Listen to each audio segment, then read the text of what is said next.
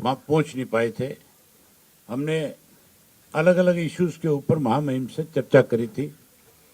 हमने सबसे पहले उनके सामने इस बात को लेकर के चर्चा करी कि पिछले जुलाई से लेकर के सितंबर तक के महीने के बीच में भारी बारिश प्रदेश के अंदर हुई और उस बारिश की वजह से हरियाणा प्रदेश के 19 लाख एकड़ जमीन जो है प्रभावित हुई।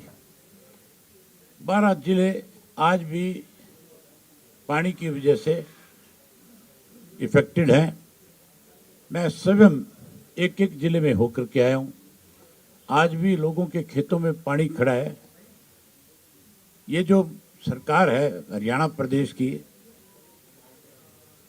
कहती तो हर वक्त एक ही बात है कि हम किसान के बहुत बड़े हितैषी हैं, लेकिन कितने बड़े किसान विरोधी हैं इस बात से आप अंदाजा लगा सकते हैं। जहाँ पंजाब के अंदर बारिश की वजह से किसान की फसल खराब हुई, वहाँ पंजाब की सरकार ने तुरंत प्रभाव से 20-20 हज़ार रुपया प्रति एकड़ के हिसाब से मुआवजा दिया। हमारे यहाँ पे आज तक मुआवजे की राशि निर्धारित नहीं की गई। देना तो दूर की बात है, ये फैसला भी सरकार नहीं ले पाई कि हम किसान को कितना रुपए का मुआवजा देने का काम करेंगे।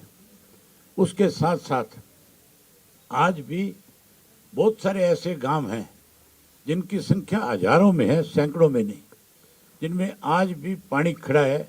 किसान अगली फसल की बुआई भी कर नहीं सकता, बिजाई नहीं कर सकता। एक साल पूरा किसान का जो है, जिस जमीन से एक अच्छी पैदावार लेता था, अब की बार उससे वंचित हो गया।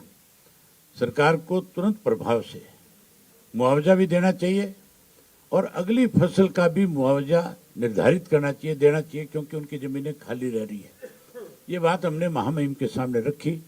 महामहिम खुद बड़े हैरान थे इस बात से कि सरकार ने कोई संज्ञान नहीं लिया। हमने कहा कि अब तक कुछ नहीं किया। हमने डिप्टी कमिश्नर के माध्यम से सरकार को मेमोरेंडम दिए, आपको भी दिए, आपसे भी समय मांगा, लेकिन किसी वजह से आप समय दे नहीं पाए। आज हम फिर आपसे आग्रह करने आए कि आप तुरंत प्रभाव से सरकार के साथ बात करें, उनको आदेश जारी करें और किसान को उसकी फसल का मुआवजा मिले, उसके खेत का पानी निकले ताकि वो अगली बिजाई कर सके। उसके अलावा जो स्पोर्ट्स कॉम्प्लेक्स के अंदर 3 बच्चों की, 3 खिलाड़ियों की जो मौत हुई, हैरानी की बात है। यहाँ पे ऐसे ऐसे लोगों को आपका शहीद का दर्जा दे दिया जाता है जिनका दूर दूर से कोई वास्ता नहीं होता।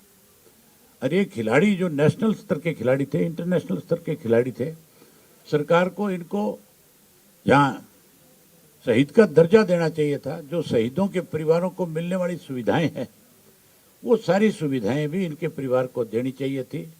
बड़ी शर्म की बात है, 5-5 लाख रुपए के चेक दे करके उन नौजवान बच्चों की जिंदगी, ये सरकार की गलती की वजह से जो मारे गए, किस तरह से उनके साथ 5-5 लाख रुपए के चेक दे करके बदा मजाक केयर करने का काम किया।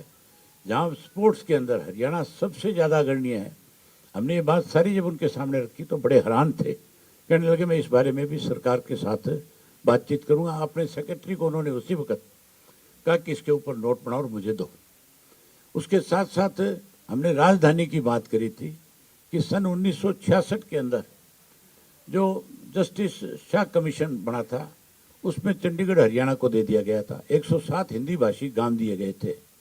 हमारी सरकार ने ढंग से अपनी बात केंद्र की सरकार के सामने नहीं रखी। इसकी वजह से केंद्र की सरकार ने ये कह करके उस प्रस्ताव को खारिज कर दिया कि हम चंडीगढ़ में आपको विधानसभा बनवाने के लिए जगह नहीं दे पाएंगे, जबकि हमारा राइट है। शाह कमीशन की रिपोर्ट के मुताबिक चंडीगढ़ हरियाणा प्रदेश का हिस्सा है। अगर हम अपने प्रदेश में अपने हिस्से की ज़मीन नहीं ले सकेंगे तो फिर इससे ज़्यादा और शर्मनाक बात प्रदेश की सरकार के लिए क्या होगी। ये ढुलमुल नीतियाँ जो है, ये गलत तरीके से अपने प्रस्ताव भेजने की वजह से आज हमें इस तरह की चीज़ों का सामना करना पड़ता है। उन्होंने कहा कि मैं इस पर भी संज्ञान लूँगा।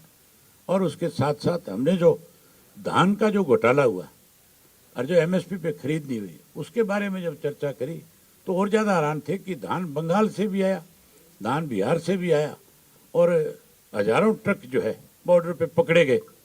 उसके बावजूद फर्जी इन्होंने मंडियों के अंदर जो है वो काट दिया आपके गेट पास पे, और उसकी वजह से हमारे यहाँ किसान का नुकसान हो गया। और बाहर से सस्ते में ला करके सरकार के कर्मचारियों के साथ मिलीभगत करके, इसमें केवल कर्मचारी नहीं है, इसमें सत्ता में बैठे लोग भी शामिल है, तभी जा करके इतने बड़े घोटाले होते हैं। हमने सारी बात बड़ी खुल करके बताई तो उन्होंने कहा कि मैं इस पर सरकार से बातचीत भी करूंगा, संज्ञान भी लेंगे। हमने कहा कि हमें आपसे उम्मीद है कि आप इस पर आगे बढ़ने का काम करोगे। ये सारी बातें हमने उनके सामने रखी। वहीं जो ट्रैक्टर चौधरी देवीलाल ने गड्ढा बनाया था, हमने उनको बताया विस्तार से कि कैसे सन 1977 में गड्ढा बनाया गया। उसके बाद जब डिप्टी प्राइम मिनिस्टर बने चौधरी देवीलाल, तो उन्होंने पूरे देश के अंदर ट्रैक्टर को गड्ढा बना दिया था। और इस सरकार ने पहले भी एक निर्णय लिया था कि कॉमर्शियल व्हीकल बनाया गया था ट्रैक्टर को। हम उसके बारे में गडकरी साहब से मिले तो उन्होंने अपना दिया हुआ आदेश तुरंत वापस ले लिया था। वो कहने लगे कि मैं आपकी बात से सहमत हूँ। हमने उनसे कहा कि जहाँ 1000 रुपया टोटल ट्रैक्टर के ऊपर रजिस्ट्रेशन फीस लगा करती थी, उसको बढ़ा करके इन्होंने तो 10,000 रुपये से भी ज़्यादा कर दी। तो इस बात से भी बड़े हैरान थे कि इस तरह से इतना पैसा बढ़ाया जा सकता है। मैंने कहा आपकी सरकार का फैसला है, कल को आपसे ये फिर विधानसभा का जब सत्र शुरू होगा तो फिर आपसे झूठी किताब बना करके देंगे और आप उसको पढ़ करके आओगे। हम पहले आपके संज्ञान में लाना चाहते हैं ताकि ऐसी चीज़ों से आप बच सको। उन्होंने कहा कि मैं बिल्कुल आपकी बात से सहमत हूँ और हम इसके ऊपर ज़रूर संज्ञान लेने का काम करेंगे। ये सारी बातें हमने उनके सामने विस्तार से रखी। और वहीं जब ये सारी बात रखी, उन्होंने हमें पूरा आश्वासन दिया और भरोसा दिया कि हम आपकी बात से सहमत हैं और हम इस बात को लेकर के सरकार के साथ चर्चा करेंगे।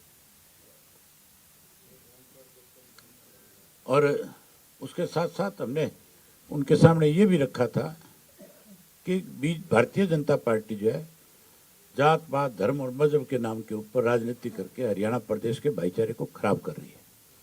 आप इसके ऊपर भी संज्ञान लें।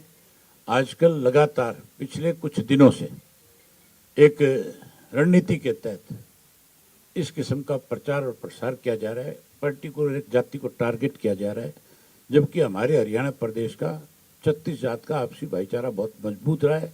इस मजबूत भाईचारे को तोड़ने के लिए भाजपा क्योंकि खुद कमजोर पड़ती जा रही है, आज लोगों का विश्वास सरकार से उठ चुका है।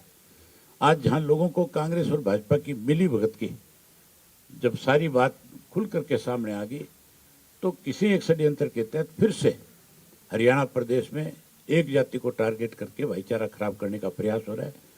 ऐसे लोगों के खिलाफ भी आपको संज्ञान लेना चाहिए।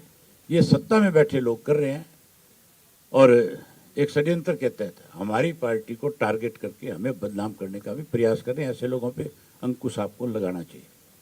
वो हमारी हर बात से सहमत थे। हमने कहा कि आप पिछले दिनों के जितने भी सोशल मीडिया पे आप अपने अधिकारियों की ड्यूटी लगाएं, उनसे पूछें, और उसके साथ साथ जितने न्यूज़पेपर्स हैं आप उनको देख लें, उससे आपको सारी जानकारी मिल जाए। वो कहने लगे मेरे संज्ञान में, मैं इस बारे में इस चीज़ को ज़रूर आपकी बात को आगे बढ़ाऊंगा। आज जो साथी फिर शामिल है उनका एक बार स्वागत, अभिनंदन।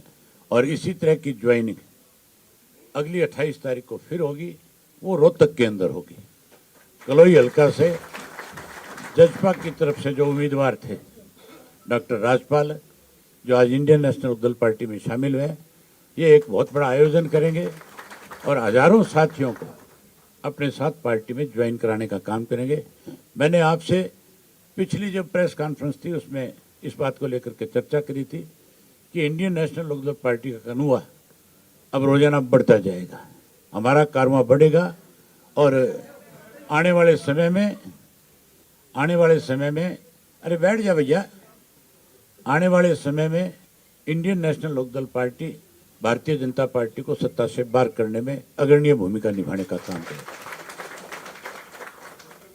आज उसी का 28 तारीख को उसी का नतीजा है आज कि आपने देखा होगा पिछले लगातार 25 सितंबर के बाद अलग अलग राजनीतिक दलों के छुट भइए नेता लगातार मेरे खिलाफ कोई ना कोई इंटरव्यू दे करके मुझे टारगेट करके बदनाम करने की कोशिश कर रहे हैं।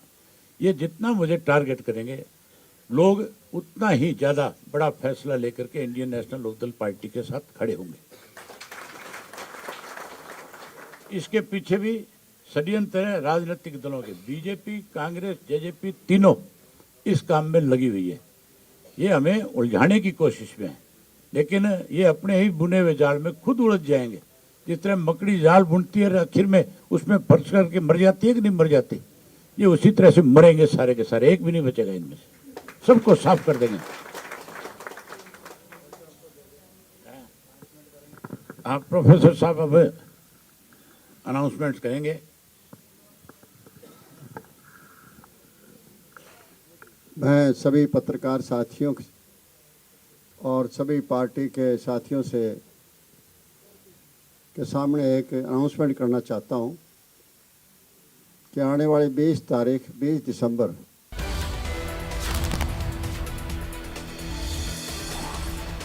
तो चंडीगढ़ से बड़ी खबर आपको बता रहे हैं, अभय चौटाला ने प्रेस कॉन्फ्रेंस की है। आपको बता दें आज प्रेस कॉन्फ्रेंस में उन्होंने कहा कि राज्यपाल से मिलकर कई मुद्दों पर चर्चा की गई। बास्केटबॉल खिलाड़ियों की मौत पर भी अभय चौटाला ने कहा है, उन्होंने बोला कि